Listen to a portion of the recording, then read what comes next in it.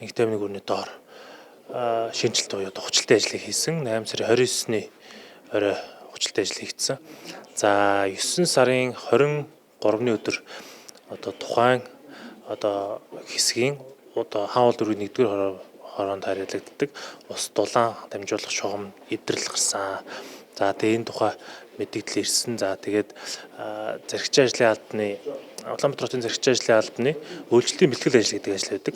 За энэ ажлын хүрээнд нийслэлийн хөрөнгө оруулалтын газрын одоо хяналтаар одоо тус дулааны шугамыг засварлах ажил хийх шаардлага үүслээ. Тийм учраас одоо ингээд танаа шинээр гутсан зам дээр ингээд зам доор байгаа шугамыг бид нар засахаар ингээд манайд мэдээлэл хүргэлсэн. За тэгээд манай байгууллагын зүгээс бол юу ирсэн бэ гэхээр за шугамын ажил бол номер 1 засах шаардлагатай байна. За шугамын ажлаа бол танах гүйцэтгэх нь эргээгээд нөхөн сэргээлтийг яг автозамын цуд зөвшөөрөлтэй компаниар нөхөн сэргээлтийг манай газрын хяналтанд дор ингээд хэлнэ шүү гэдэг байдлаар хоёр газар зөвшөлдсөд за тэгээд одоо шугамын ажил хийгдэж байгаа гэсэн үг.